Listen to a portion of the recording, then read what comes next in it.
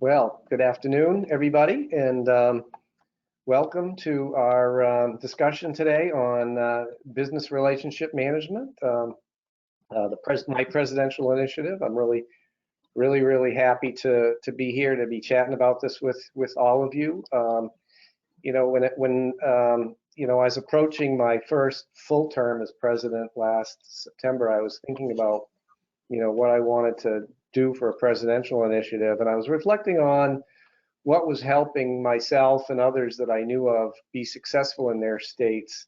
And a lot of our successful projects and initiatives were really underpinned by good relationships, whether it was with our technology partners or with our agency partners, or in best of all with all three. So thinking about that, and then thinking about James Collins's previous work on CRM and the CIO as a broker operating model, I mean, it all just came together for me, and I was like, yes, BRM is the thing we ought to do.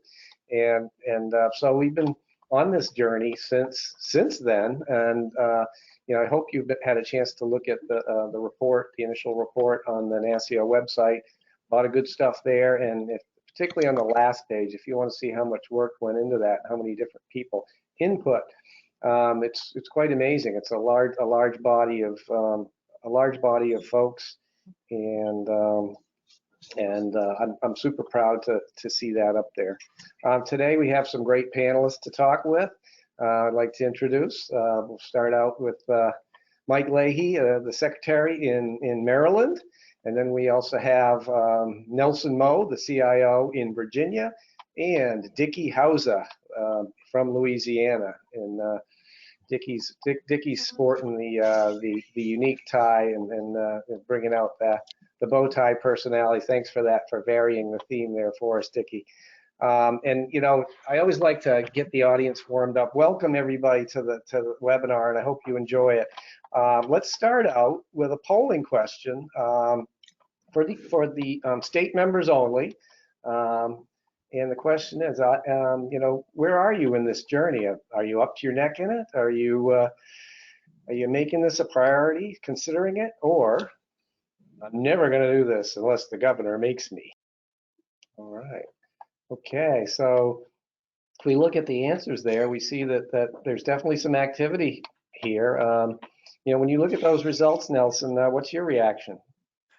First of all, thank you for setting this up and this whole this conversation with my colleagues. BRM is a very important topic for us here in Virginia. We're definitely full in it, and so we're up to our neck here at BRM. I think what you need to do is look at the span of the adoption here. You see some up the neck, some making a priority, and some considering this thing. But at the end of the day, I think if you're in the business of adding value to your state, even if you're consolidated or not, you're going to want to do some version of this thing. So I would suggest that the people that are considering a priority or starting this is definitely read the report. It was really good, and also listen to the webcast. I think you did a great job, Dennis. So if you're just considering, that's a great start to do these types of things. The call to action page is good. So if you're considering it or trying to get started in this thing, use that as a starting point. Yeah, I mean, we almost never see a 0% on one of the choices. So that's because Mike didn't get a chance to vote. I'm not doing it. Yeah. No way. So now, I'm really interested from the panelist perspective. Real quick, when you read the report, was there one particular thing that was a highlight to you that really stuck out to you in the report? And I'll start with Mike on that, and we'll work our way through the rest of you. So Mike? Yes, thanks, Dennis. Yes, there were a couple of things, but what really jumped out at me was the fact that no matter how folks originally framed BRM and thinking about implementing it, the implementations were even more creative.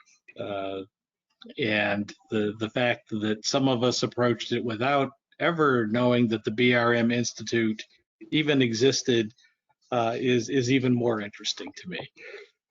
And how about you, Dickie? Well, certainly informative information, and you know, we're kind of an early adopter to the concept, and we've had a number of years to tweak how we leverage BRM as an approach to communicating with our customer base. I found it valuable. I found that there were some tips in there specifically related to framework that we have chosen to leverage in an active fashion with the team that you know, is on the ground and working every day. And Nelson, I know that you usually don't like to give your opinion on things, but I'll ask you to, well, you know, what were your Okay. reactions? I thought the document was well written. It gave a broad scope. Mike Leahy brought a good point up. It talked about different approaches here. I did a quick word search. I think you used the word relationship in the document 109 times, Yeah. the word trust 21 times, and the word strategy or strategic 15 times. So it comes across clearly in the message on those three areas. And so my suggestion, if you're starting off in this thing, like Dickie is, use that, but that's what the focus of this document is, to talk about relationships, trust, and strategy. Thanks, Nelson. And now I'm going to shift gears a little bit, and Mike really gave me a nice lead in, and that's the, you know, focusing on the unique ways that different organizations are approaching this. So, Dickie, you created a function titled Agency Relationship Management, and along with that, a very detailed set of roles and responsibilities. Your initiative was possibly the earliest across the state, starting in 2014. Can you tell us what motivated you to create this function and some of the thinking that went into what we see as a very comprehensive agency relationship management handbook? Absolutely, and thank you for the opportunity to share. As many of you already know, we started our planning for this massive undertaking in the 2013 timeframe, prior to our organization being stood up legislatively in July of 2014. So, as a part of our planning initiative with the planning vendor on board, they brought to the table very strong opinions as it relates to the function of this role. And of course, in our organization, they're referred to as agency relationship managers, and they report to a director who is a member of my executive team. So, you know, as we spent 6 months, I guess, studying the landscape of basically the executive branches of state government, and certainly realizing that for, you know, decades, these agencies were accustomed to owning every member of their IT organization and subsequently directing them according to, you know, cabinet secretary priorities as we, you know, and as, you know, they transition from one administration to the other. That's just how it rolls. So we knew going in that since we were going to, you know, kind of reach out and take everything from facilities to personnel, all of the assets, every single thing contained within all of the facilities and the software, and the ability to control the money, we knew we had better do our homework in advance and make sure that we've got a really strong group of individuals spread across the agencies that could kind of be there for the agency to, in the early days, help them adopt and understand what the administration at the time wanted to accomplish. So I knew that out of most everything else we delivered as an organization, leading up to the stand up of the Office of Technology Services here in Louisiana, I knew that this was probably going to be one of the most important things that we needed to do. And so, you know, as we looked at well, there was over 1,200 employees when we started, and as we started the operation of moving them from the agencies over here into the division, we made sure that the individuals that occupied those key roles, those agency management, relationship management roles were individuals that had full circle knowledge, if you will, of the agency, meaning basically translating that language into the fact that they were fairly high-ranking individuals in the organization prior to the Office of Technology Services moving them. So they had a very good understanding of the agency's business, all facets of the business, and so that helped us out in the beginning. And clearly, you know, we have learned a lot. We've been at this 7 years now. We're in the beginning of our 8th year. So David Moore, who created this handbook that we thought would be beneficial for our customers, kind of lays out the basic facts of who we are and what we're trying to do, and goes into some detail as it relates to what is the function and the purpose of the agency relationship manager, and, you know, how do they operate, how does it work. So we just felt like that we owed that to our customers, because transitioning from decades of ownership to all of a sudden having to consume services from the Office of Technology Services as a cost recovery entity, we have to charge for everything we do.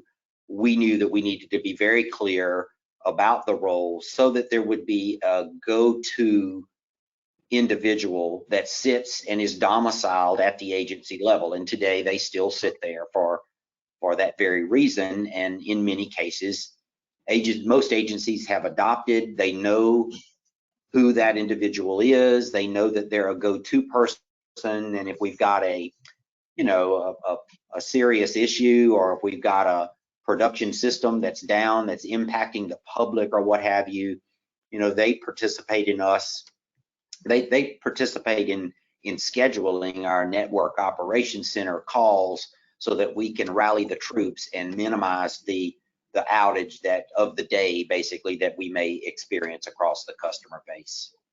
So that's kind of a little bit about how we started up, and again, we spent 6 months planning this out, so we knew that this function was going to play a key role in helping us to communicate with the customers, many of whom did not want to see this happen. So we definitely had our work cut out for us.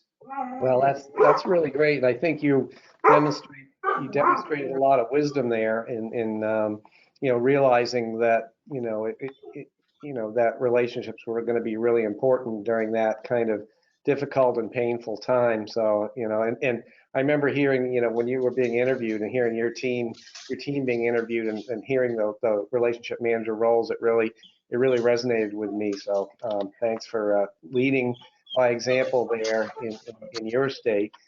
Now I'll shift over to Mike. You've done some innovative things in Maryland, one of which is the creation of a business relationship management function. However, in your situation, you did not use the BRM Institute, at least not initially. How did you go about creating this capability, and what resources did you use to help your effort? Thanks. We faced a very interesting situation. When Governor Hogan came in 2015, he immediately announced he was going to build an IT enterprise.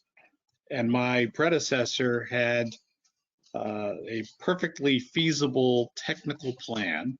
And a year into it, he was ambushed because a number of agencies, not wanting to give up their authority or power, complained about his process, which basically left out any time for culture change and any change management function.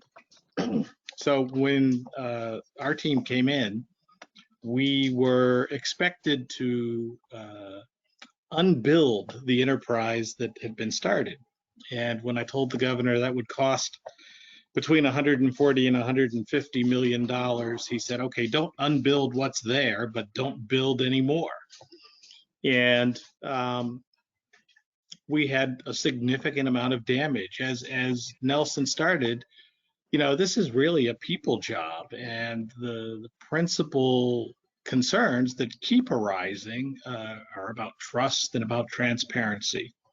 And so we came to a BRM function because of our initial interest in adopting technology business management, TBM, as an accounting system. Prior to our adoption, the state had given each agency a budget for IT. They turned it over to us in some cases, in others they did not. And like anything that appears free, demand was unlimited. So we moved to a show back or charge back model, and we charge for every service we provide now. And it was very clear in starting that, as Dickie said, that there was lots of communication that had to occur, and different people were having the same communication over and over again because there was a lack of centrality to how we did this. So in Maryland, the governor has a chief of staff and 5 deputy chiefs of staff, and each of them has a portfolio of agencies that they are responsible for. And so we viewed our original business relationship management function as acting as advisors to the deputy chiefs of staff for the agencies in their portfolio, and the sort of execution point for anything that was emergent or issues that seemed to drag on. And as we started building out this function, it became more and more obvious that there were certain aspects of it that lent itself to what you've talked about in terms of acting more as a broker and referee than as the actual implementer. And so our office has shifted, interestingly enough, because of the folks that are in this office now. And they have gone from calling it the portfolio office to the experience office. And they are very active with the agencies. The interesting piece of this is that we changed a number of things, including intake for how technology projects are started and then managed, that they are integral to at this point. And in Maryland, the legislature saw fit to completely change our procurement patterns and process. And so our agency no longer has any control over procurement of technology or IT generally. And so it became all the more important that the agency, the budget people, and folks who actually had some sense of the pulse of the technology that we wanted to use to build an enterprise all spoke to each other regularly, trusted each other, and were transparent. So the beauty of all this is we put all this in motion, and then we found the BRM Institute because of your initiative. And we haven't changed many things yet, but clearly the body of knowledge that they have built is of significant value to us in trying to explain the underlying purpose for what we're doing, and the fact that it isn't just us doing it out of whole cloth, that there are other people who have already proven the value of this exercise, and that has proved invaluable to us to date. Well, thank you, Mike. And my experience was similar in that, I found out about the BRM Institute because of my initiative. So I was doing all this going, kind of rolling my own in New Hampshire. And so we have a lot in common there. So I'll shift over to you now, Nelson. In your state, you've been held up as one of the early models, along with Texas and Georgia, for pursuing the new state CIO operating model. CIO is a broker. Tell us how your business relationship management function helps support your CIO as a broker initiative. You bet, Dennis. Just to make sure, thumbs up if you can hear me. I think I'm unmuted, but I will double check. Okay, good. You're good. You're good. So in the CIO as a broker model here in Virginia, we're a consolidated state, and I'm lucky I am the IT procurement officer, so I get a little more control in that. But my main function here is to provide options for the 65 agencies that we have on our thing. And so the way I look at it is provide options for buying not only application services, application development, but also infrastructure. And so that's what we have, a number of cloud platforms that agencies can buy from. But so in the broker model, the way we look at it is basically options, and then protect them with good contract structure and terms and conditions, and to be able to add and adopt new technologies, and then provide incentives for the suppliers and the stakeholders. So from our perspective, the way we look at BRM, or business relationship, is we use a lot of the concepts that are in the report. You know, having the governance model, which involves the agencies at the end customers. They have representatives on that, and they can raise both billing and technical questions.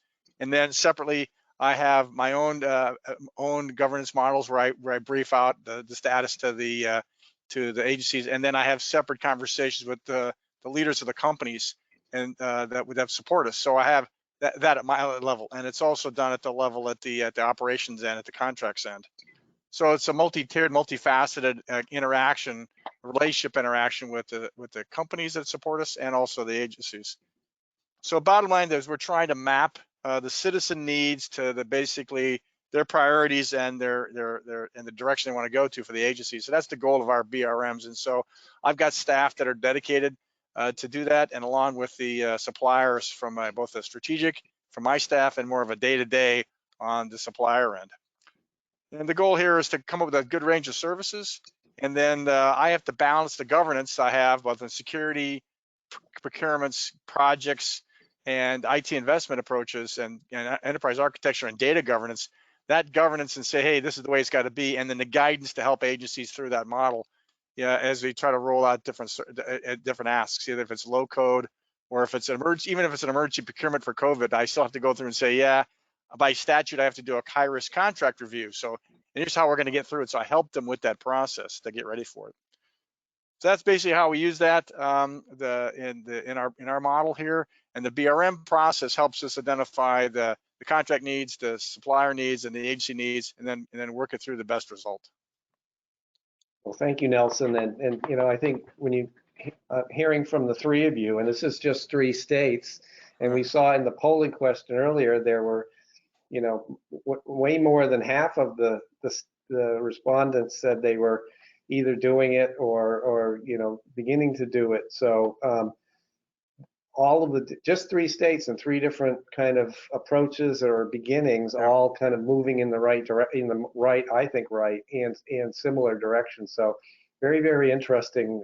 It was one of the more interesting aspects about, as Eric and Amy went through the research process, we kept finding, you know, more peels on the onion, more stuff out there. So, and I think your responses do elaborate on that. So I'm going to jump a little bit, have a little fun here, and we're going to do a speed round question. So this is the format here is a quick answer. I'm going to ask you, is the CIO the ultimate business relationship manager? Yes or no, and a very quick why. And I'm going to start with you, Nelson. Yeah, the answer is yes for me, because I'm the individual where the buck stops as far as the overall performance of we call a platform to the agencies. Dickie? It's a resounding yes. I can pull up my contact list and show you every cabinet secretary cell phone number in my phone. So my phone rings all the time from that group. So yes. Mike? Yeah, absolutely. And I'm trying to figure out how Nelson knew what my answer was going to be and said it before I did. Ah. He's good at that. I bet that was a business email compromise he pulled off on you that you weren't aware of. It's good. It's good to have low people in high places. Yeah. Well, I would agree with all of you.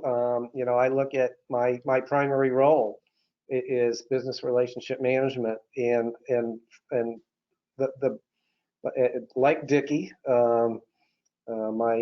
my phone is filled with all of those important people that I better know if we're going to succeed. So I'm really glad to hear all of that from you folks. And now we're going to jump to a polling question. This one is eligible for everyone.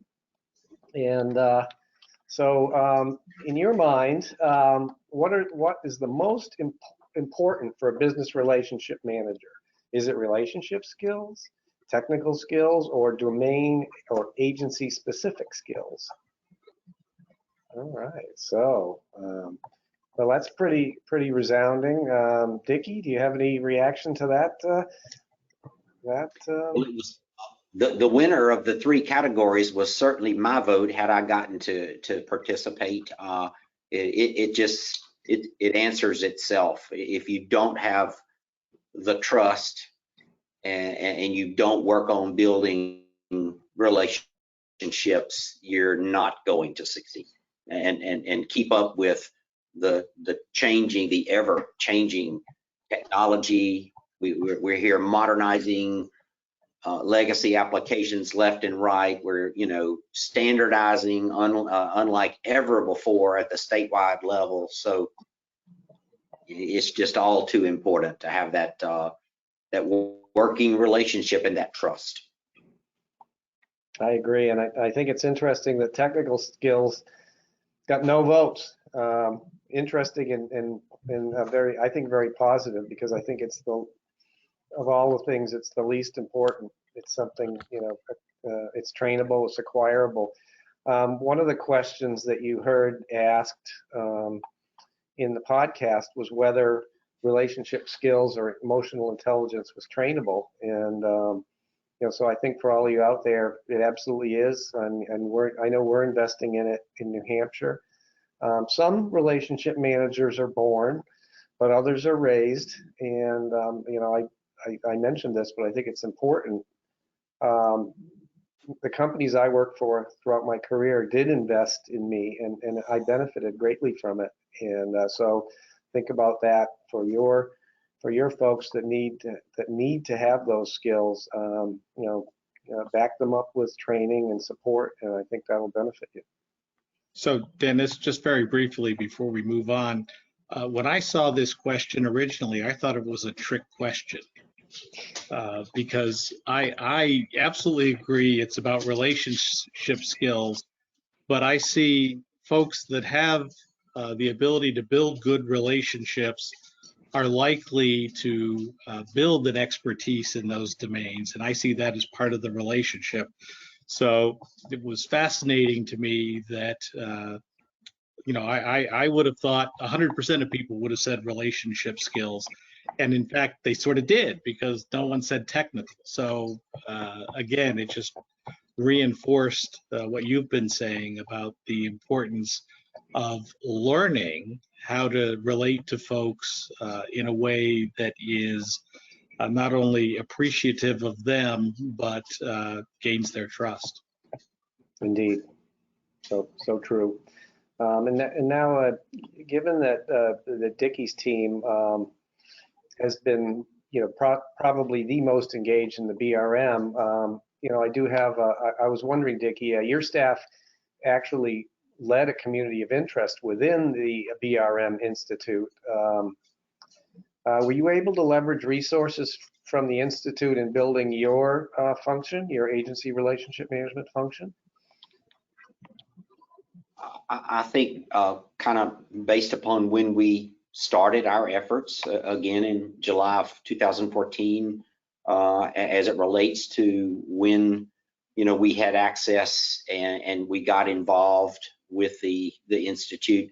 I think what it primarily offered us was tweaks to our framework. I mean, we had to go out and we had to figure this out on day one, because as I previously shared, we just would not have been as successful as we've been able to to claim all these years had that relationship and mostly the knowledge of the customer's business not been at our fingertips, and we didn't if we had not had the opportunity to go to that individual to say, hey, talk to me about this environment because it's unsupported, out of date, we got to migrate it, and we are able to either find business entities within the agencies that can help us better understand the business so that we know more about how we implement migrations to newer hardware, newer software, or leveraging the enterprise architecture and the like. So I think that access to that and involvement and the communications that David Moore had as a part of that effort helped us tweak our framework. Great. Thank you very much, Dickie. I feel the same way, seeing, now that I'm aware of the BRM, as Mike had said, I'm looking at that going, oh yeah, that's exactly what we should be doing. So when I look at that, it's like, that might not be the place I start training somebody because it's a little bit technical, but a lot of good stuff there.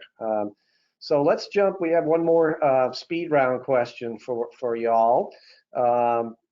And it is, what do you see as the 1 or 2 top critical success factors for state government BRM? A quick responses there. We'll start with Nelson. Yeah, I think from what I see, the answer is understanding the incentives, what drives the what's in it, the why for the stakeholders. It's fundamental. And so understanding that, especially from a supplier perspective, what drives them. Thanks, Nelson. Mike? I would say genuine engagement. If folks take this process seriously, it will be successful.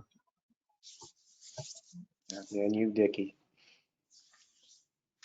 So for us, aside from all of my prior comments associated with building that relationship, to me, a very important fact that is a result of having that relationship is knowing and understanding where the cabinet secretary wants to take the business. If we're not in the know in advance, then we have to go back and we have to make up time, because if we learn late, then we're not going to do a good enough job to meet the time frame or the demands of how a cabinet secretary, an executive team, and the Department of Revenue, as an example, may want to change their business to their constituents. So to me, that's a huge benefit, is having them there and having a good relationship and knowing what's coming.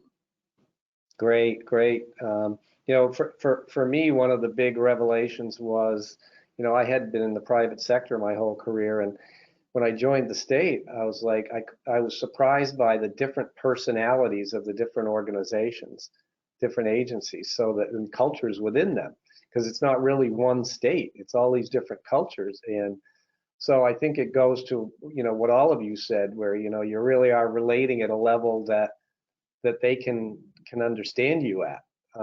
Is it hard and edgy, or is it soft and compassionate, or what is the approach? So yeah, great stuff, and we're doing really well on time. I really appreciate a lot of good stuff here, and I've got at least one more question before we start looking at in there. We may have some time for some questions, so the folks who are in the audience, feel free to type questions in the question area, and we'll, if we time allowing, we will address some of them. Now, we've talked a lot about what we saw in the report, and we've chatted about a few things today. From each of your perspective, what have we not yet talked about that we perhaps should have? And I'll start with Mike on that one. Thanks, Dennis. I think the elephant in the room is that we, even in states where they have built an enterprise, as you said, there are wildly different cultures, and this concern about subject matter expertise versus those IT people that are a bunch of knuckle draggers that stay in the back room. And it has fascinated me that all of our BRMs, except the one dealing with the state police and the correctional facilities, are women. And they are just incredibly good at getting folks to open up about what cultural aspects are really important to them. Because as Dickie said, we may understand the technology and their business case, but the methodology that they want to bring forth to do things does have a huge impact on what technology we're going to use. How much analytics are we going to include? What is going to be the concern about the rapidity and the number of people they have to touch at a particular time? And so all of those go to, as you said, the cultural aspects, and them getting to believe that we are genuinely interested in their business success. And even in the discussions I've had with other people that have taken on the BRM challenge, that question seems to always be the one that has come up for me that folks haven't quite gotten a handle on yet. Great. And for Dickie, for you, is there anything that you'd like to add to the discussion that we haven't chatted about yet? Yeah, sure. For me, I'd like to flip the tables for a minute. I mean, I know we all come to work every day customer focused, and I preach customer service at every staff meeting and every chance I get to meet with a team. But for this group of individuals, I always consider them to be members of our organization that have to straddle the fence. I mean, they're living at the agency, and they yet have to toe the line for what we're trying to do to modernize and to reduce risk and to improve our security posture and the like. So for me, I think what has and continues to be highly beneficial for the team is we have 2 stand-ups a week with them. Of course, it's all on Zoom now. They used to get together in person all the time. And it's interesting when I get to attend to hear all of the stories about what's going on and things that have happened and how those individuals across agencies coming from all over. And you know, Mike just mentioned, you know, you got public safety and you got health and hospitals, and I mean, it just runs the gamut. It's just very beneficial for that team to meet and share, and they learn from each other. So that helps us improve by a significant magnitude, if you will, in our ability to continue to communicate with our customers and try to meet and exceed their expectations, because it kind of goes without saying, when we took everybody and inherited everything and don't really have to say a whole lot about what it was like or what we inherited. A lot of it was, you know, very difficult to understand. Just key to have this group of individuals meet on a regular basis and share information with each other about stories and happenings at the agency level. Thanks, Dickie. And I liked how you kicked that off, because I call the BRM role in New Hampshire the hardest job in IT. Yeah. So what have we missed, Nelson, from your perspective? Yeah, I got three areas, but not a whole lot of knowledge behind them, because I really want to rely on other people's thoughts on this thing. One of the things that we should probably consider is how does any state generate these deep relationships in the new hybrid working model, where somebody, at least a large portion, is going to be virtual. That's gonna be tough. I'm an old school, you know, I learned on a slide rule kind of person. I'm used to, you know, face-to-face conversations. It's awful tough to do that virtually. I mean, it's not easy for me. Secondly, how are states and locals and tribals going to attract talent to do this? That's gonna be tough going forward, the next horizon, next couple of years. And finally, there's a sense of urgency. you know, the turnover in state entities is pretty fast. So being able to do deep relationships, you have to do pretty fast and be good at it and do it quickly. So that would be some advice to a state CIO and say, hey, here's how you start the process of your BRM relationship process, not only for you, but also for your team. Those would be those Great. three. Yeah. Thank you, Nelson. And I see a couple of really good questions have popped in. I'm gonna throw one out here, and I'll offer up a free for all for who wants to answer it. But how do you keep the BRM role from slipping into a sales account management role? Nelson. Yeah, so the way for sales accounts, so it comes to the incentivization from my perspective. We call them customer account managers here in Virginia, slightly different terminology, but it's the same role. And so they're not incentivized at all by adding new services. They're just about the customer experience. That's how we do it. And now on the supplier end, they tend to be more incentivized to add new services financially in the contracts. But from my end, there's that constant healthy tension right there. That's how we do it. Thanks. Anybody? And Mike or Dickie, anything to add there? No? Okay. All right. Well, we got another one. In fact, our audience handed us another speed round question, so we're gonna go for it here on another speed round. What do you folks each call your BRM professionals? I'll kick it off. Our agency IT leads. That's what we call them. Mike?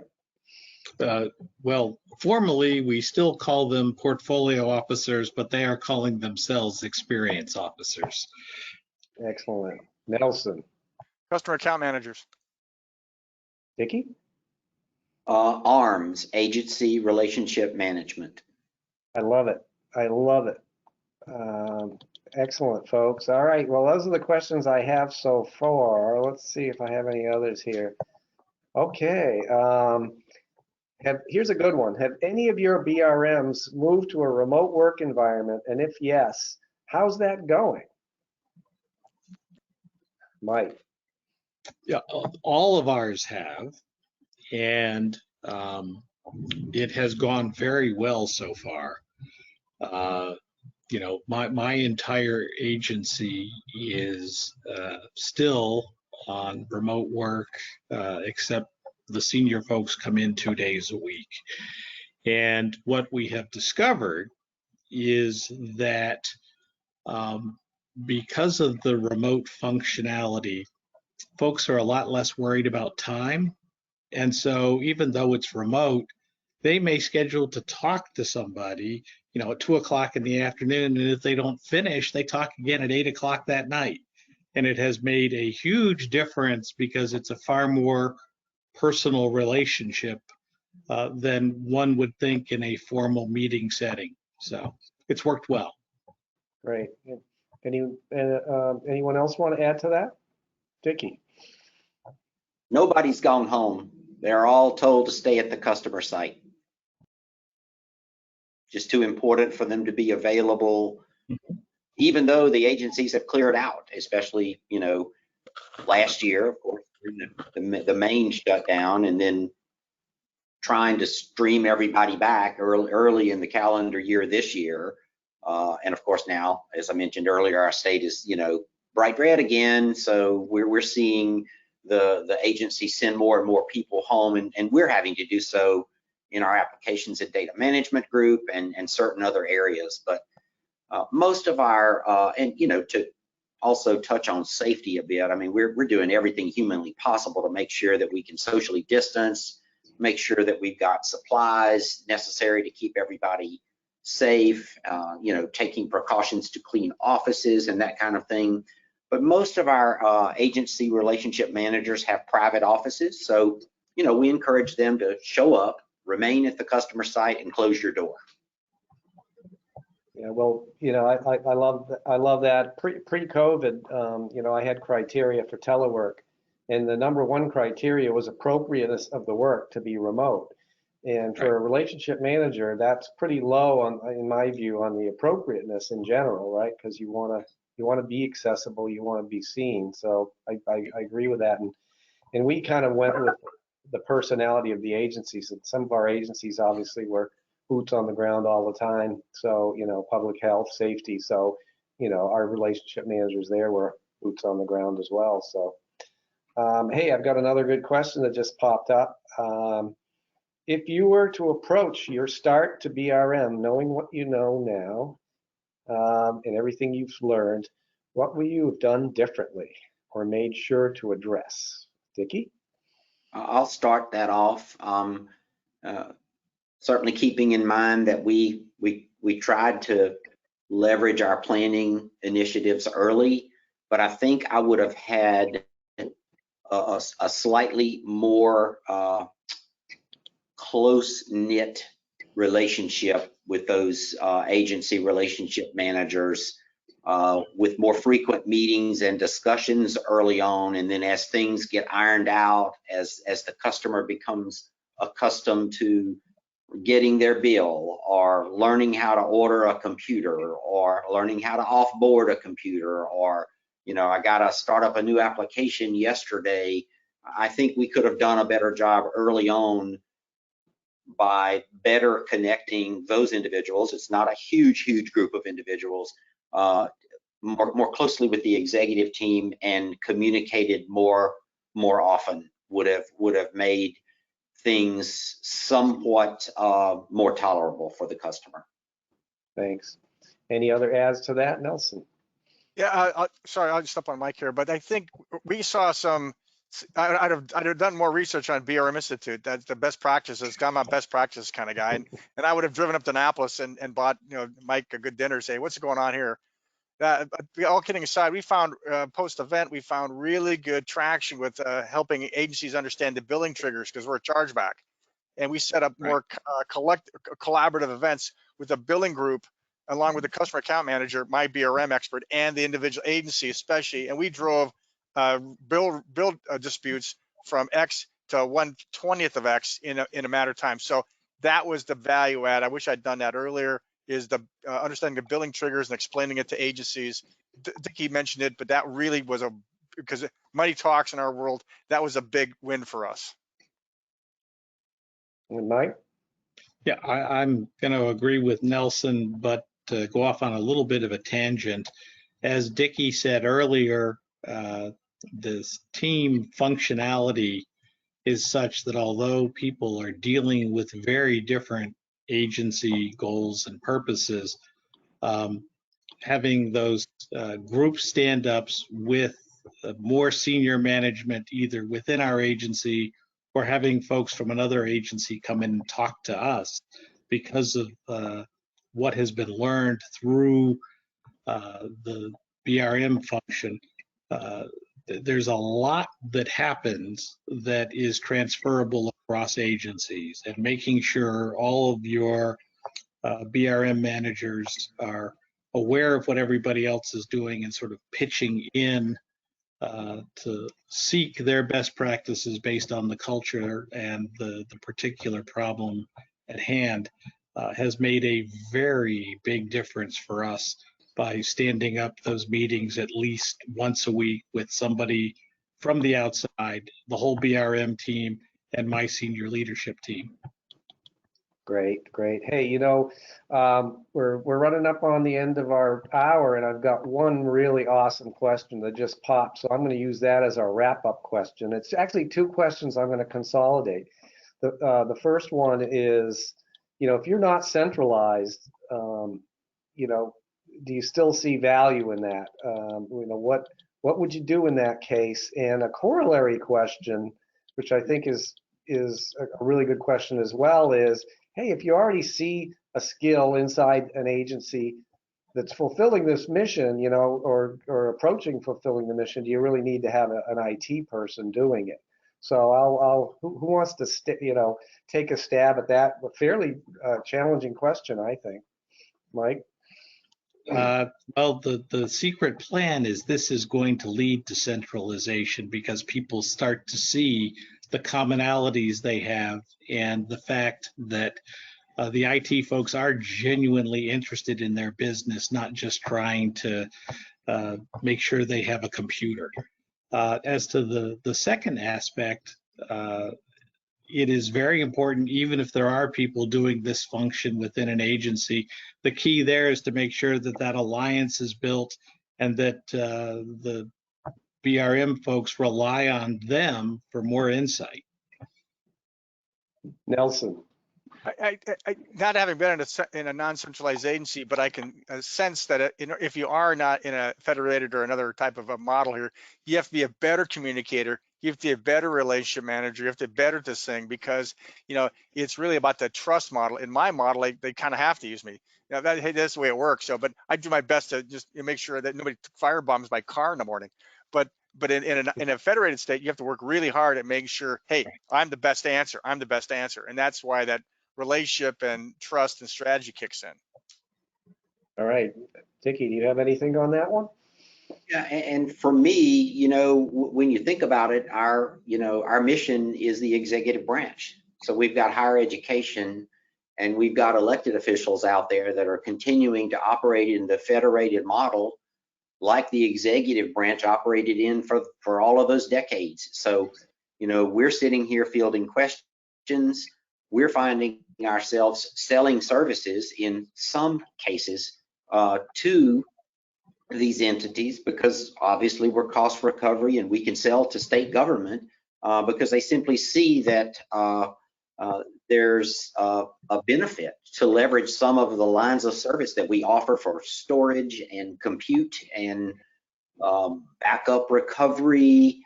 It provides opportunity that those agencies may not necessarily can afford. So it's kind of interesting to sit here and see what we've achieved over the past 7 years. We started, with a $1.3 billion backlog of IT needs, infrastructure, legacy application modernization, and you name it, it was everywhere.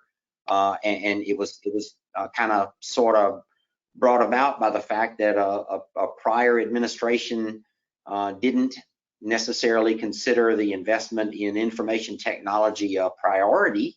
And so when this administration came in, and we're in our second term of Governor Edwards' administration, they were like, why do we have such a large backlog? Doesn't that put us at risk? And I'm like, well, yes, it does, and it keeps me up at night. And so they immediately said, go identify and prioritize what you want to do because we're going to fix it. And so we've been able to, leverage our consolidation and with the support of the administration to whittle that 1.3 down to about 250 million. We've made unprecedented progress in that area. And so only achieved by the fact that we're consolidated. We have the support of the administration to set standards and enforce them and have the difficult conversations with the customer base when they don't necessarily think what we've selected is the right technology stack, so to speak. But it's an interesting dynamic to see an elected official with a very small shop, where they are, how they struggle to make improvements and to fortify their security posture while we are light years down the line with maturing our firewall infrastructure and certainly better protecting ourselves after our unfortunate event with a ransomware in 2019. Well, thank you all. We're coming up on the top of the hour. For you folks out there who want assistance on consolidation, centralization, definitely look at the NASCIO resources.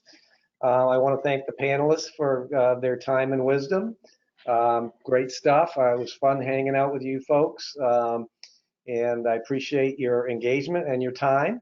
I also want to thank Eric and Amy from the NASCIO team for their awesome work and research and consolidating of information and all of that good stuff that they do so well. I want to thank the audience for joining us. We had quite a good crew today. Please stay well, everybody, and looking to hopefully see you all in person in October in Seattle.